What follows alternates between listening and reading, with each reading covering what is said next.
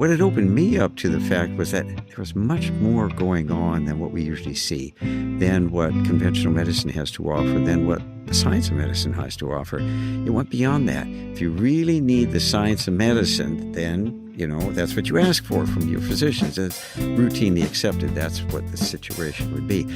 But from an early time, it made sense to me there was a whole lot more to healing. And during that time, I became more interested in nutrition and diet, and was reading popular nutrition experts at the time, and then became interested in exercise. And as I was approaching medicine, I thought, I wanted to present practical suggestions for people how to take care of themselves. And I was informed enough to know some of the biochemistry, some of the science behind it, but not the practical elements of it. And how do you ground it so that people put it to use? Welcome to the Living in Santa Barbara podcast. I'm your host, Kathy Henry, and today we have a special guest, Dr. James Kwako, a pioneer in integrative medicine. We'll explore his fascinating journey from traditional medical training to his holistic approach, blending conventional medicine with nutrition, acupuncture, and psycho-spiritual methods. Dr. Kwako's story begins in college when a friend's mother handed him a book that opened his eyes to the world of holistic healing. Join us as we dive into his experiences and insights that have made him a prominent influence in Santa Barbara's health and wellness community. Welcome, Dr. James Kwako. There's so much to talk about. And you want to just tell us about where you started? Sure. Yeah. I had an interesting start with the holistic approach. Now it's commonly called integrative medicine. It's actually a specialty in medicine. There aren't many openings for it, but Tucson, University of Arizona is the first. I hope there's more.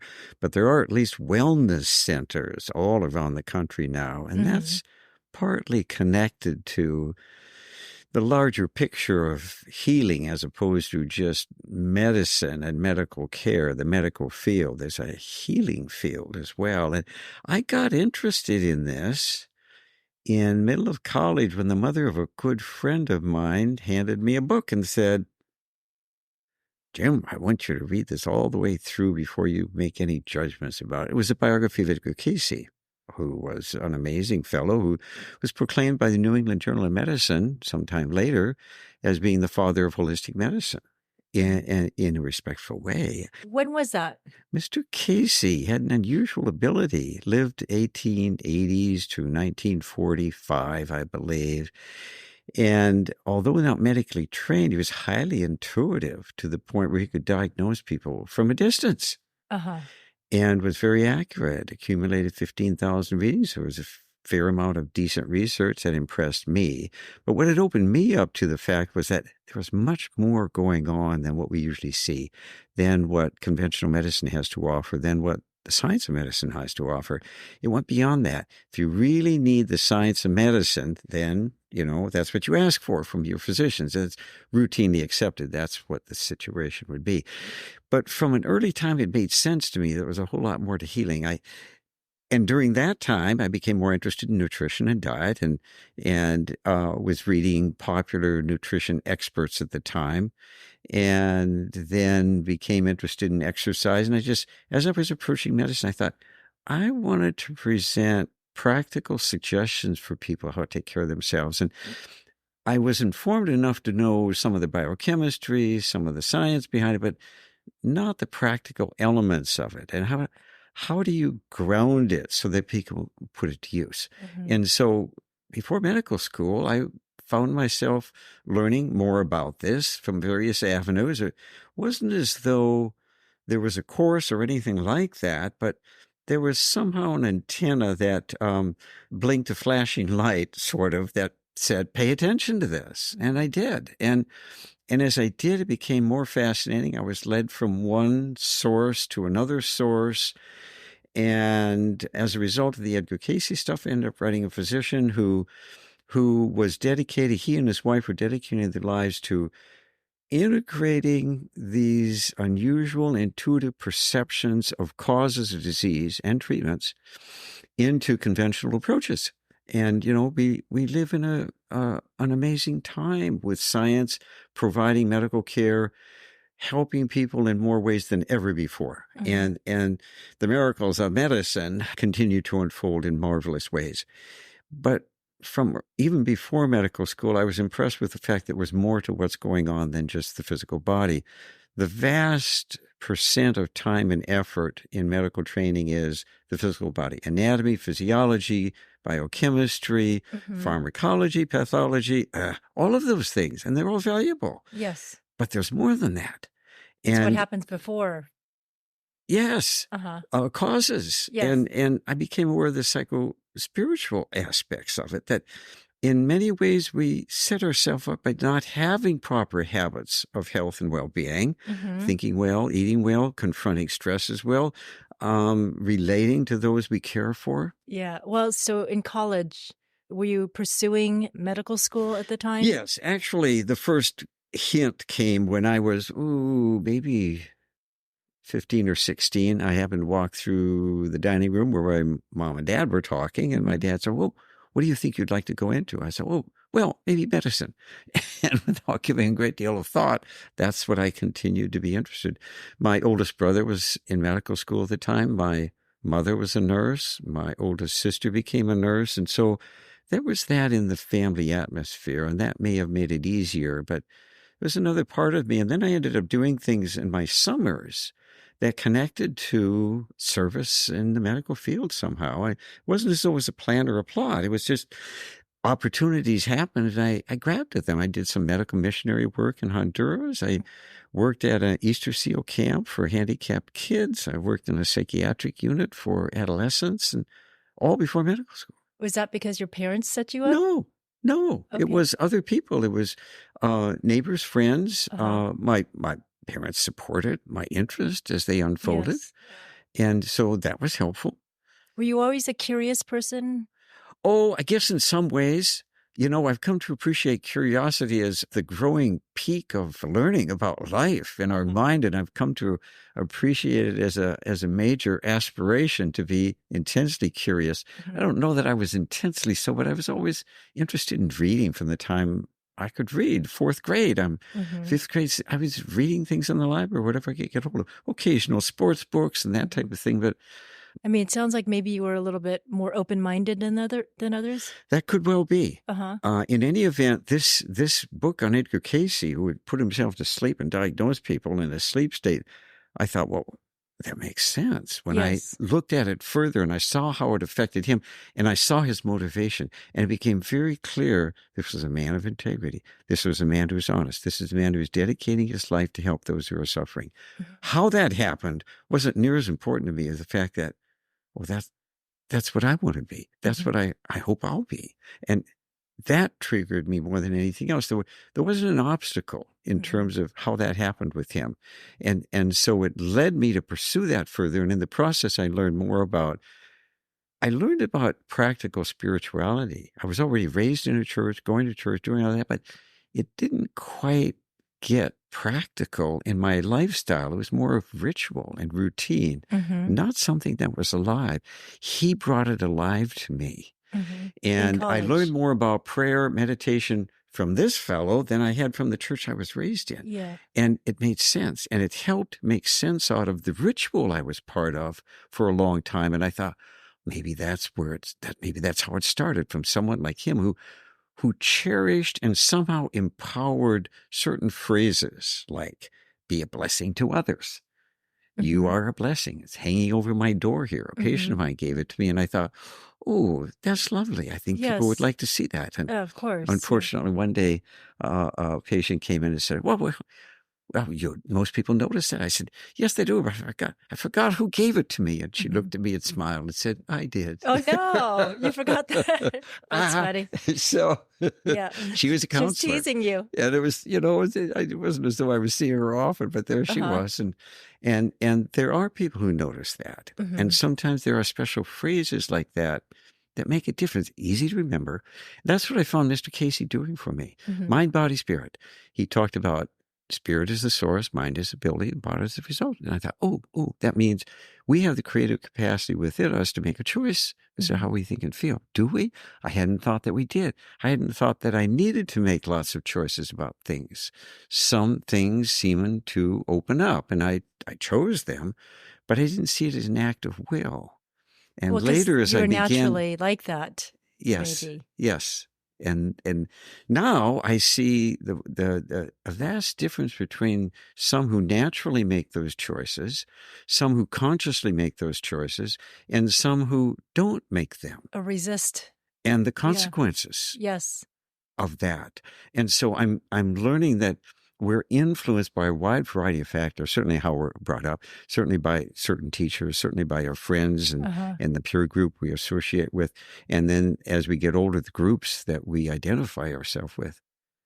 But I'm becoming more aware that there's a vast array of options, no matter where we find ourselves. Some have fewer options than others by many circumstances, but there's always options.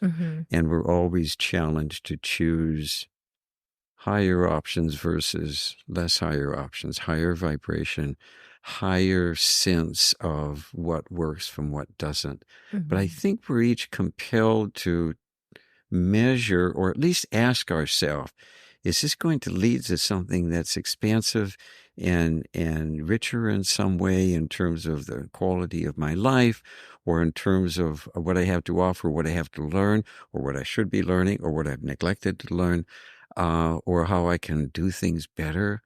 And I think the more aware we are of those choices, the more likely life unfolds in a bit smoother. Not always. Sometimes our curiosity can open up a can of worms that isn't necessarily healthy. And yet, on the other hand, do we measure it by suffering, or do we measure it by an expansion of awareness and service to others? Yes, I agree. So that's basically the philosophy of your practice. Yes, it I mean, is. you are a medically trained doctor. So in college, was that your intention to give this type of service as a physician from before medical school? Yes, but in limited ways compared to what I've learned since then.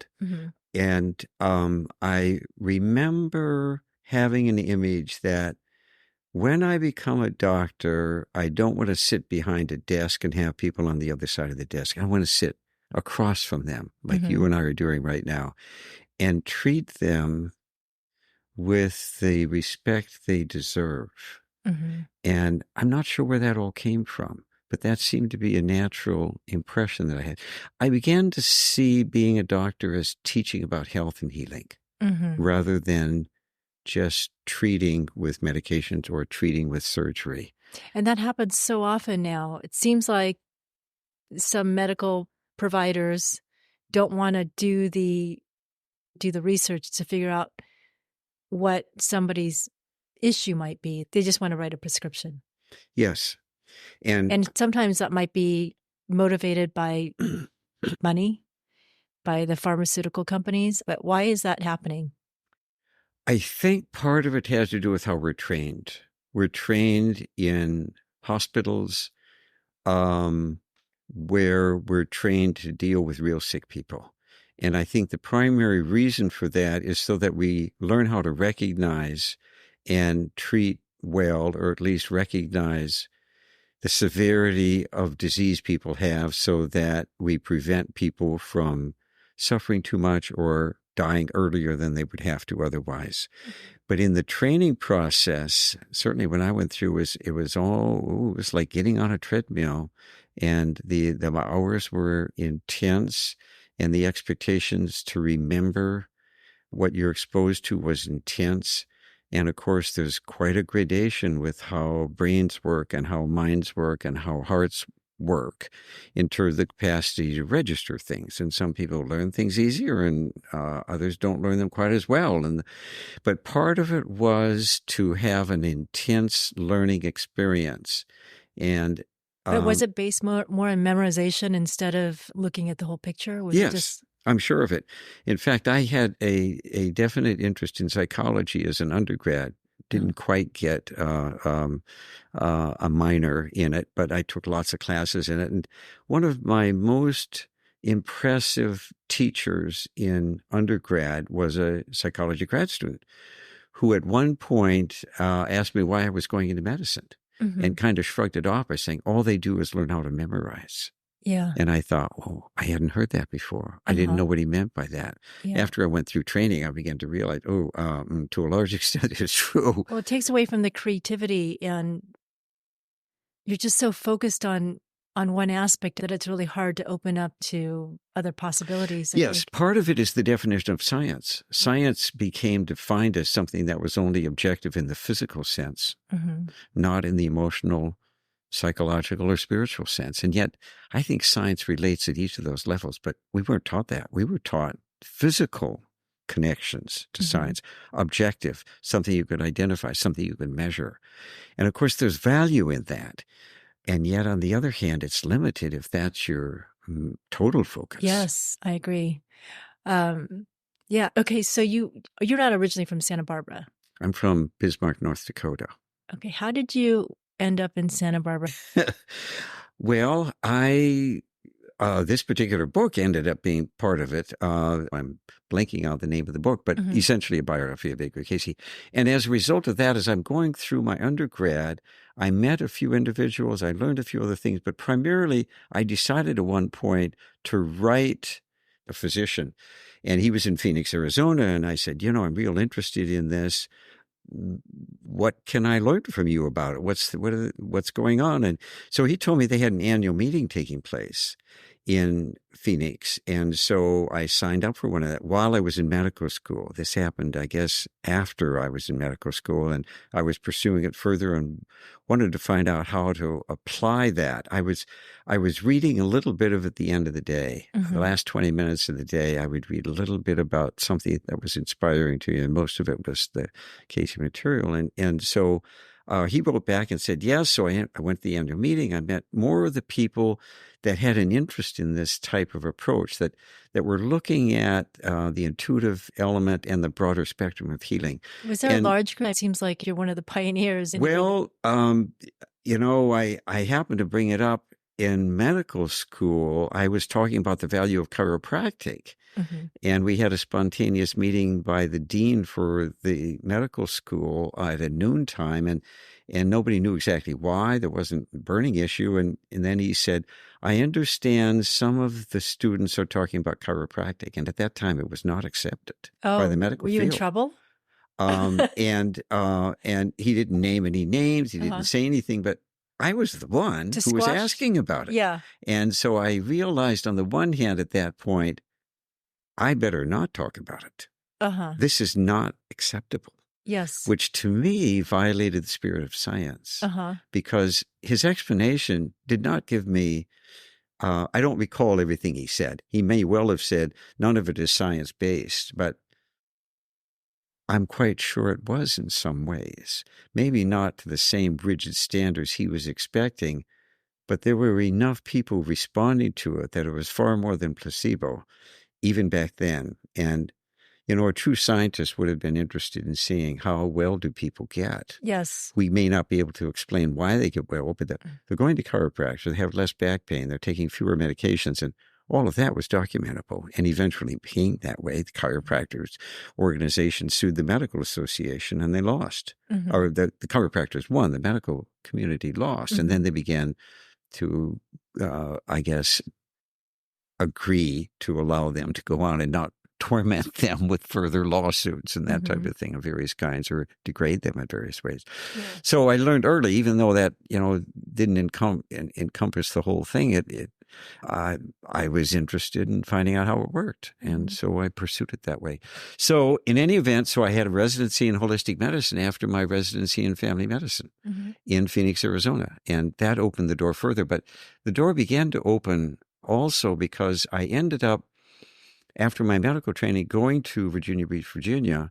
And while I was there, they were putting on weekly meetings with various people coming in, and then a neurosurgeon was scheduled to come in and speak. And his topic was autogenics, hypnosis, and what was the term?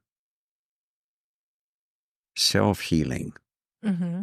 And I thought, oh, this ought to be exciting. A neurosurgeon's interested in the same thing I am. Mm-hmm. And I found out more about him. I met him. I attended it. Turns out he went to Harvard. Mm-hmm. He got his training in neurosurgery at Harvard. And here he is, brilliant, Mm-hmm. man. And he's talking about these things I'm interested in. And within a short period of time, somehow we developed a relationship. He asked me to go and practice with him within a few days of meeting him and chatting. Wow. And while I was with him then, soon after that, I joined him. So were you in Virginia then? Well, no, he was in La Crosse, Wisconsin. I had already committed to the holistic residency in Phoenix, Arizona, so I did that for 6 months. And then I visited him on the way there, and he talked me into joining him. So after that 6 months, I joined him. I was with him for 4 years. While I was with him, he started the American Holistic Medical Association. Mm-hmm. So I'm in the middle of the beginning. I'm in the cutting edge of holistic medicine, and it was marvelous. Yes. I was meeting like-minded people from all around the country. Mm-hmm. And it was wonderful. It was deeply reassuring. Yeah, because was it wasn't doing the right mainstream thing. at all. And so there was just a... No, this is back in the 1970s Yeah. and late 70s. And so that helped propel my interest and develop it further. Mm-hmm. My work with the neurosurgeon ended, but prior to it ending, my connection with him led to meeting a physician named Everett Loomis, who was living in Hemet, California, on the other side of Palm Springs. And we met at some of the holistic meetings, and I was very intrigued. We had a meeting at his retreat center in Hemet, and I was very impressed. And as we were leaving there, the nurse who was working with the neurosurgeon and with whom I was working said, "Jim, I think you were made for a place like this." So when the neurosurgeon said, "Oh, I'm making some big changes, it was time for me to look elsewhere," I thought, well, I'm going to check into this place. And so I called the head of that program and one said, in Hemet, and he said, "Oh, you're calling at a very good time. I've had a young physician with me, and he just decided recently that he wanted to leave. And so I have room for someone." I said, "Wonderful. I'd like to come out and check it out." Well, I checked it out. I loved it. Mm-hmm. And he was interested in having me. So then I worked at this retreat center for 10 years. Mm-hmm. And people came from all around the country, especially Southern California. Yes. But we always had a few people from Europe, Japan, Canada, Mexico. And so it was intriguing. And we had the freedom to explore different aspects of healing. Mm-hmm. And so I was putting on a class. At one point, I was doing the yoga class once a week. At another point, I started doing a evening session every week, and the topics were wide open, healing from different angles. And so I explored music and healing. Yes. I explored art and healing. Yes, yeah. We had a morning session where it was a fasting group, and somehow dreams. Looking for, writing out, and studying your dreams became a big part of that. So we explored that too. We had a chapel where we encouraged people to meditate regularly. So the spiritual aspects of the healing process were an integral part of that retreat center. Mm-hmm. Backing up, the neurosurgeon who started the American Holistic Medical Association was very committed to the spiritual aspect. And that was one of the main things I wanted to look for ways of integrating into the healing process. And so that became a good part of it. But he, on the other hand, the physician in Hemet, was a homeopathic physician. So I learned about homeopathy from him. Mm-hmm. And then I taught him the biofeedback we were doing, and I learned acupuncture from the neurosurgeon. Mm-hmm. And so these people were open-minded to a wide range of things and wanted to explore them and see if they could be used for healing. And so I ended up learning from them how to pursue it further and find out who were the best teachers of this for a physician. And so one door opened after another. And then they were here in Santa Barbara? Then what happened was the retreat center in Hemet came to an end. Uh-huh. And while it's coming to an end, I'm lamenting the fact it's not going to continue. I could have stayed there the rest of my life, but things happened. And I get a call from a doctor here in Santa Barbara, and he says, "I understand you have an ad for a physician in this journal, and I'm looking for somebody to join me here." Okay. And a light goes off over my head, and I'm thinking, really? Uh-huh. And so I pursue the relationship with him. My wife and I meet he and his wife, and we talk a little further. He wasn't particularly impressed with me in retrospect, but I was with him. Mm-hmm. And within a year, I had an office here. Yes. And then Was he a holistic doctor too? in some regards, he was What was he looking initially for? trained as a pediatrician. He was Uh-huh. board certified as a pediatrician, but then he expanded his interest into family medicine, which isn't too difficult if you're, I guess, of real interest in Brighton. He is. And then he expanded it into sports medicine. But he had an interest in these other elements. And he hadn't pursued things like acupuncture, homeopathy, biofeedback, meditation in a way to teach his patients how to use them as tools, but he was open to them. And so it made it easier for us to relate. And I set up a separate office right here. He was in another part of where my office is right now in this complex. And then he ended up moving a few years later. But I got involved with the adult ed program with Santa Barbara City College. I've been interested in teaching people how to be healthy. And so they took me on within several months, and I've continued to teach classes there, 6 to 10 classes a year. And so I still do that. And so it expanded from there. And then other things happened. What kind of ailments were you healing in Hemet, for example? In Hemet at the retreat center, we were seeing people with serious disease to a certain extent. About a third had serious disease: cancer, serious heart disease, serious diabetes, serious overweight. About a third had stressful problems of various kinds: marital distress, work stress, loss of family member. Not that those things aren't serious, but they weren't life-threatening. Mm-hmm. And about a third of the people just were aware of the fact they wanted to be as healthy as they could, wanted to prevent disease and serious problems from happening, and learned about what we were doing at the center to be that way. Mm-hmm. And so we had a range of classes from a variety of professionals teaching them. And so it was along those lines. But when I came to Santa Barbara, then I focused on common areas that I thought people would be interested in. And initially it was pain management, because I'd worked at a chronic pain clinic. And Mm-hmm. so I'm promoting myself to try and build my practice up. And then I was aware of other kinds of disease that weren't quite recognized by the medical field: chronic fatigue. Yeah. It was more or less ridiculed as a psychological problem. Yes. And fibromyalgia was in that category. And to some of them, chronic pain was in that category. And so I was promoting those things. I was promoting stress diseases because, to me, it was a way to get to the cause of people's problems. And I knew enough to think I could help them address those causes, identify them, and set forth a program of some kind that would help them turn this around. Have you seen, can you share some examples of people that have been, where you've seen a big impact? Oh, there's a variety of stories in different ways. I guess early on, I remember at the pain clinic, I saw a minister with low back pain, Mm-hmm. and he came to me for a second opinion. The orthopedic surgeon said, I think surgery might help. Yes. And he was wondering whether that was the only option available. And I said, well, tell me a little more. And in the process of talking, it became apparent he was not on an exercise routine. Uh-huh. I don't know if he had seen a physical therapist by then. They usually promote exercise, at least stretching and limbering. Mm-hmm. But I learned early on, before medical school, that aerobic exercise can make a big difference in people's basic health. Your immune system works better. Mm-hmm. Inflammation is less. You heal faster.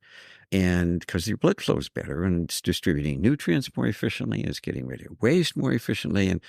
And so I said, I think you ought to try and exercise what's available. And it turned out that swimming was available to him. I said, start swimming. Easiest exercise for somebody with low back pain, because it's not weight bearing. Yes. And so he started swimming. He came back a few weeks later, said he was a little bit better, not that much. He came back a month later and said he was much better. Mm-hmm. And 2 months later, there was no question. He did not need surgery because his back pain was gone. Yes. And that impressed me tremendously. We had another fellow who we saw people whose pains often started with injuries of some kind or another. And I became more interested in finding out what triggers off injuries, and became more impressed with the fact that stress, depression often triggered off whether an injury happened. And I was actually talking to the pain group about this one time, and I saw a policeman come up to the door, and I thought, oh, this is interesting. And so afterwards, immediately I went out to find out, who's a policeman? Why is he here? And who's he checking out? It turned out it was one of the spouses of one of the patients who was there for pain relief. And so they had an appointment with me the next day. And so at a certain point, within a few minutes of greeting and seeing how things are going, I said, well, how are things going? I mean, are you satisfied with this program? He became very angry. He said, no, I'm not. This is not working for my wife. And we expected such and such. They'd only been there about 4 or 5 days by that time. But I thought, so this is what triggered off the accident. He's caught up in his stress. He's not paying attention, and he doesn't drive his car right. Yeah. And I had my own personal experience with car accidents, not very many, fortunately, but a few. And each of the times there was something going on with me emotionally. Yes. I was distracted. I wasn't paying attention. So I'm driving automatically. Well, most of us drive automatically, but not enough to cause the accidents. But if we cut it too short with what we're worried about and don't pay enough attention, things happen. Yeah, I agree. I've actually noticed when things aren't going well, it's because I'm reacting to the stress, and then it brings on more problems. You carry your body a certain way, the pain starts. I was having shoulder problems. I thought I was going to have surgery, but if you do exercises, it actually goes away. So you don't have to have surgery. Many times. At times it takes more than that. And so I'm often recommending, I'll do acupuncture sometimes or refer them to acupuncture. A good diet makes a difference. Taking optimal supplements makes a difference. Finding out whether the work you're doing is stressful. Do you like what you're doing? Makes a big difference. And I saw a patient just recently who's had chronic pain for at least 1.5 years, severe pain, not responding to anything. And he is receptive to trying anything and everything. He's gone outside the country to find experts in treating pain. Went to Europe. And things happen for a little bit, but they don't stay. They don't work. But we got into even more depth of discussion recently, and I shared with him some examples about how often this could be a message about what something is missing in your life. Some lack of meaning, some lack of focus, something else that might be there. And as we got further, he lit up even further and said, I have a talk I'm going to be giving within a few days at the church that I go to. And I'm going to talk about what I've learned from going through this. And he said, when I talk to people in a way that tries to share with them what I've learned and gained about life in some way, I feel much less pain. I don't even feel the pain when I'm really involved in helping other people. And I think that's profound, and I think that's marvelous. And so it becomes a keynote that I've tried to pay attention to as I've looked for what's going on. So whether the problem goes away or not isn't near as important as what we do with ourselves in spite of its presence. And I'm becoming more and more impressed that even though there are major limitations with certain pain, certain conditions, circumstances that affect us, we still have options as to how we handle that. Are we still alert of the people around us? Are we still interested in doing what we can to relate to them in the best way possible? That even just in sharing the difficulties we have, if we share the positive responses that are happening, that may trigger off a more positive response or interest in the person we're talking to. And so some of us can serve even with a very limited body, and even with intense pain, we can make a difference in other people's lives. And if that's our motivation to do so, I think it opens up opportunities for it to happen. Have you worked with cancer patients? How do you treat them? Well, it depends on what their interest is and why they're coming to me. And if they're coming to me as their family doctor and not aware Do you of diagnose? Are you part of the diagnosis process? At times I am. Yeah. from a mammogram that comes back hinting at a possibility. Then we have to do a more extensive, focused diagnostic mammogram instead of screening mammogram. And then if they recommend a biopsy, then I refer them for that being done. And then if the biopsy becomes positive, I refer them to a surgeon or an oncologist to pursue it further. Mm-hmm. Depending on their interest determines how far we take it.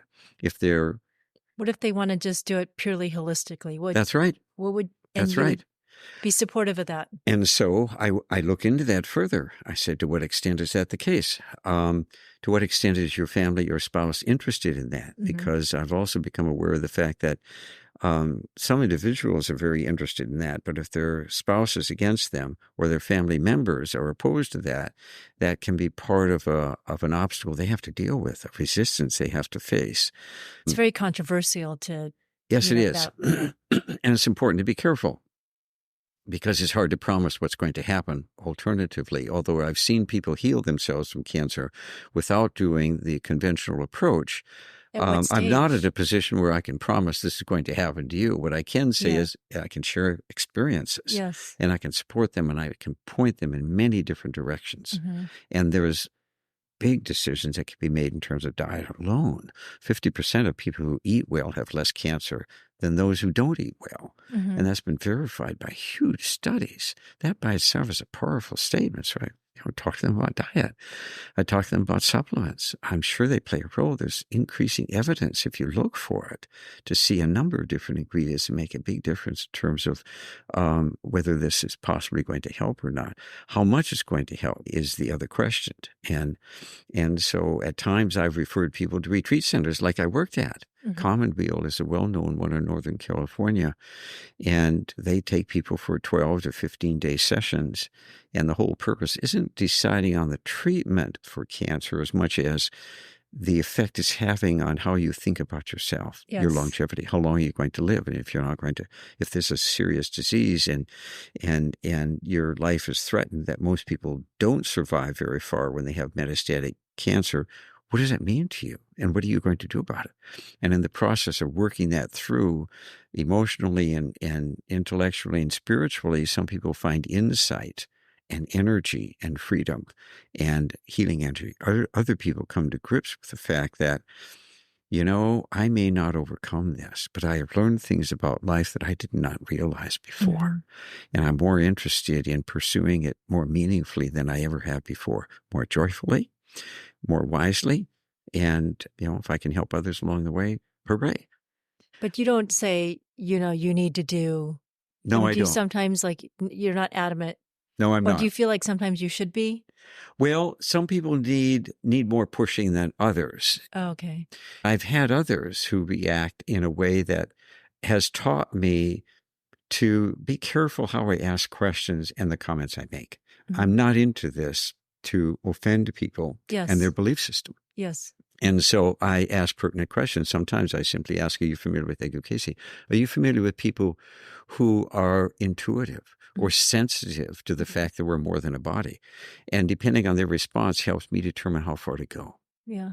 Did you see that documentary about Joe Dispenza's meditation retreats? Yes, I did. I was deeply impressed. That's one of the most exciting movies I've seen in a long time. Okay. And there's no doubt that he and what he's doing is helping people identify with their higher self. Mm-hmm. There's 1 week meditations, and I was very impressed with people with metastatic cancer overcoming traces of cancer and having biochemists at the University of San Diego Medical Center identifying what's happening was especially intriguing to me because they showed slides of how after the 7-day meditation, something's happening in the immune system so that viruses could attach to a cell, but they could not penetrate it. Mm-hmm. Whereas Anthony William has been saying for quite some time, the trigger of most cancers is viruses. If we can limit the virus population in our body, we're going to be preventing that. Really? And to a certain extent,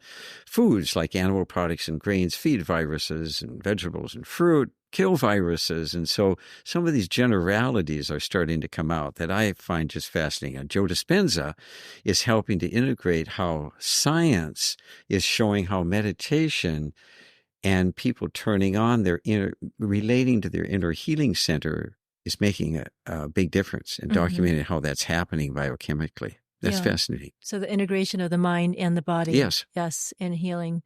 Yeah. So I listened to a couple of interviews. What is your advice for people to stay healthy? I know you had a mantra of how to start the day.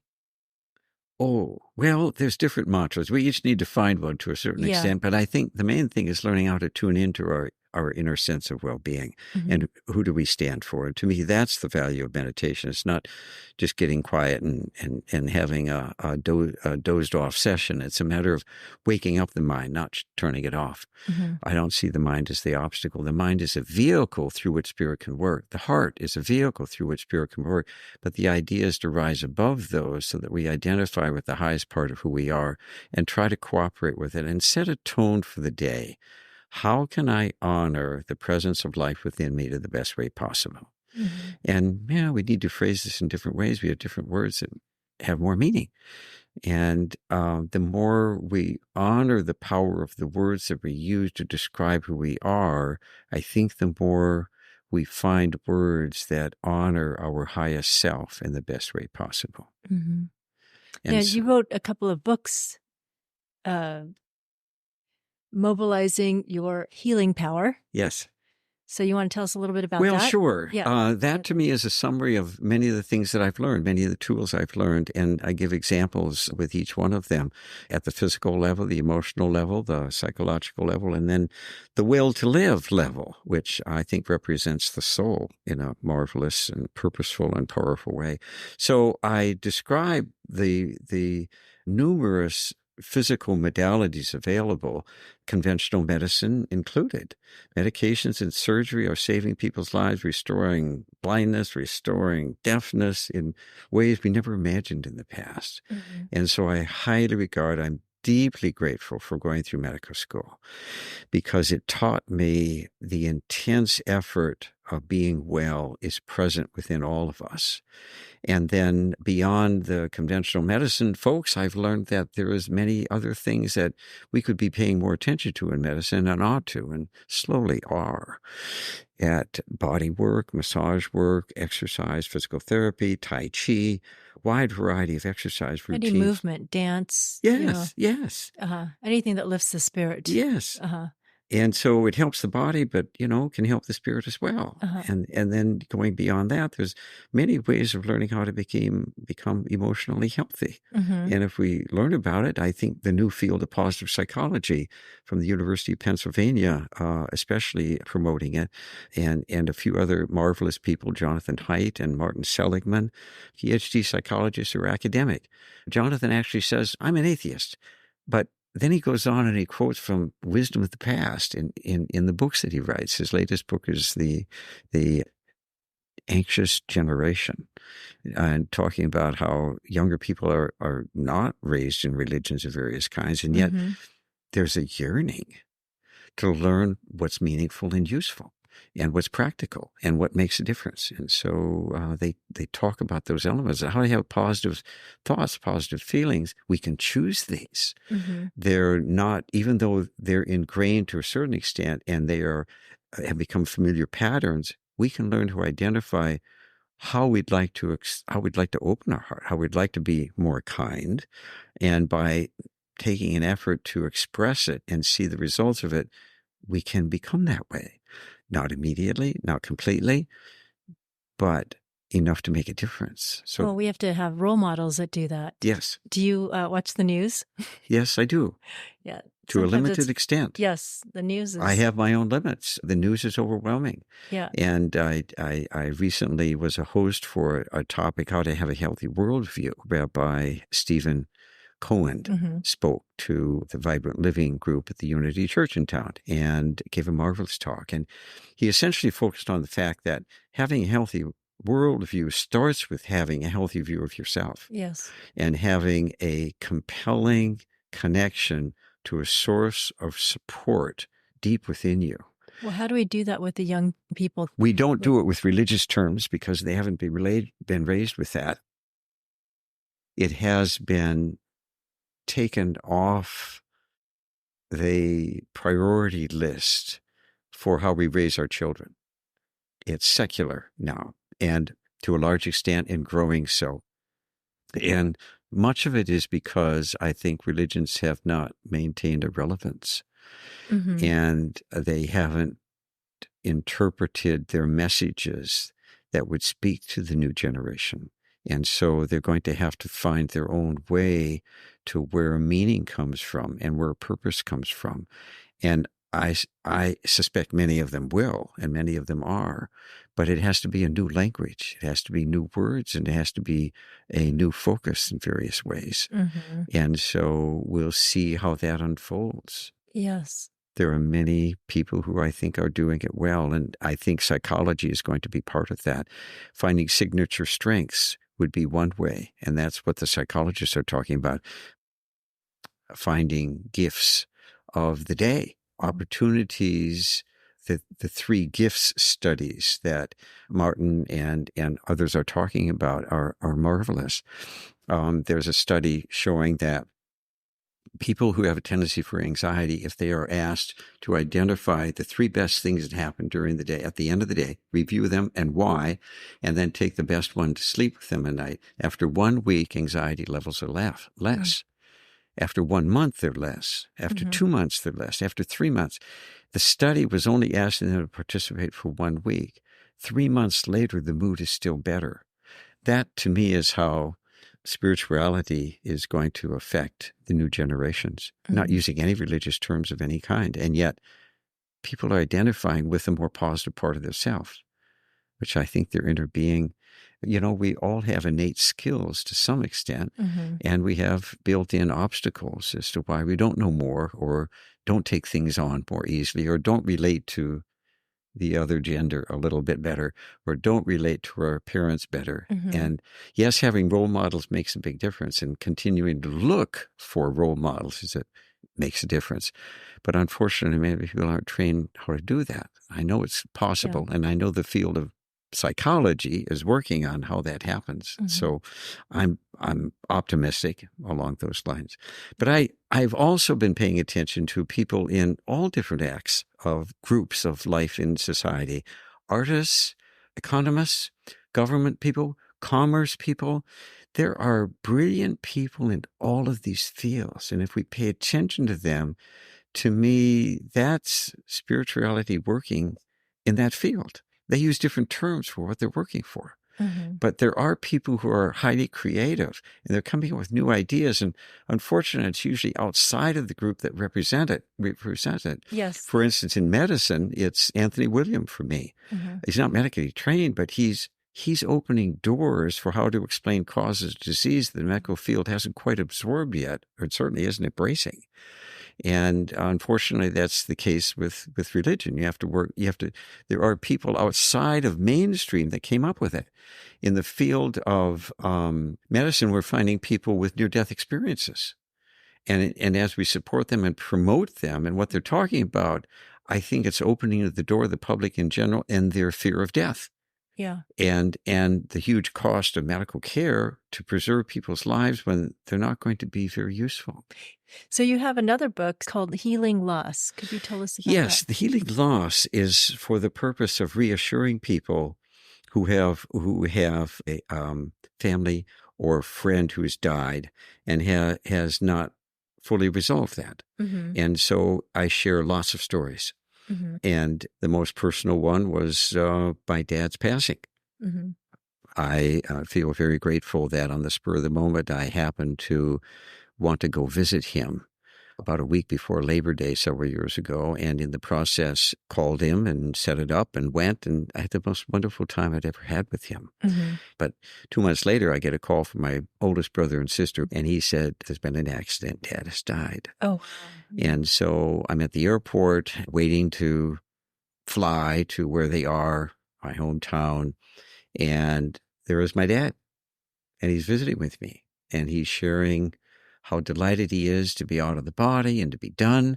And he shares the highlights of his life with me. And how did he appear joyful to you? I didn't see him.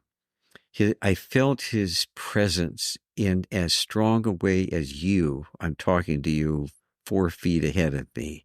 I felt his presence so strongly When you're at the house, when you got off the No, plane? I'm at the airport.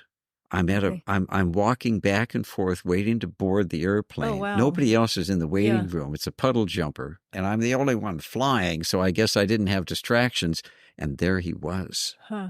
It's like he was inside of me. It's like he was inside my mind, beyond my brain, but I just his presence was so real to me. Mm-hmm. And there it was, and it was marvelous. I felt a sense of joy. I don't think I'd ever felt like that before. Mm-hmm. I was getting to be part of what he was experiencing outside the body, and it was marvelous. And so I couldn't mourn his passing. The music has a tendency to be sad. And of course, when I went back home and shared it with my brothers and sisters and my mom, they were delighted to hear it. Mm-hmm. One brother was not, couldn't relate to that, but Yeah. all the others could. Mm-hmm. And they were relieved to hear it. And then subsequently, some of them had other experiences with him in the dream state, which seems to be the most common state that we relate. And so my purpose in writing it was to reassure people with stories, my own, my family, and my patients. Mm-hmm. I've been there myself. I know. I've met enough people. I've heard enough stories. I want to reassure you that's the connection. You don't need to. But we use this word lost as though they're lost. No, they're not lost. We're lost because we don't understand where they are. And so I used that in the title just to entice people to take a look at it. If you have a sense of loss, then you might have less of a sense of loss if you hear these stories. So you have a family practice. Could you Yes. tell us what should we expect if we decide that we want to be a patient here? Oh, well, We call. start with a big questionnaire about our life. And so, you call and certain questions are asked then. And Not just medical questions, but is there an evaluation? I mean, how long does it take for you to get to know somebody? What do you do? Well, it depends what the interest is. Some people relate quickly and easily, and we can touch certain points we have in common quickly, and then we can take off in that direction. Other people come in because they have a headache and they want some relief, and they heard maybe I have some ways of helping them, but they're not interested in much of things. Have you had an acupuncture treatment? No, I'm not interested in that. Actually, my mother had an acupuncture and it made her worse. So I've been very reluctant to try it. So when I hear things like that, I don't push acupuncture. I push something else. How about physical therapy if you had it? Yes, I've tried that. And, it helped for a little while, but it didn't keep helping. I said, well, okay, what else could we do? Are you eating well? It's apparent that you're a bit overweight. What are you doing with your diet? Well, I've tried lots of things, but if you have some suggestions that might help, I'll pay attention to them. And so then I'll pursue the nutritional aspect with them. Do they listen? It must be hard to get people to follow doctor's orders. It varies a great deal. And so I try to find the areas that they're interested in pursuing, and then I'll expand on those. And then I'll look for ways of adding other things that maybe they'll find interesting. But sometimes people will come in and they'll say, yes, I know about Ego Casey. Yes, I know about Anthony William. Yes, I know about healing with meditation. And so I'll talk to them about Dispenza if they don't know about him. And so then things move more rapidly. Okay. Right. Sounds great. So how do we find out about Dr. James Kwako? Well, pronounced Kwako. Kwako, thank you. Yes, it is, like taco. The other way. And so I have a website, James Kwako MD. And so there's things. I've had various interviews that are posted there. And how do we spell your last name? Kwako. Yes. Yes. Yeah. So jameskwako.com? Yes, jameskwako.md.com. MD.com. Okay, That's where the website is. Yes, Yeah. and so there's avenues, ways to get that, okay. Of course. So yes, I'm available. Phone appointments are available outside of this area if that's the case. And so it's interesting. And the books are available. The Mobilizing Your Healing Power is available through Amazon. Yeah. I wrote that with Amazon Create Space. And so the other book isn't quite there yet. Oh, it's not. Okay. How do you get the other book?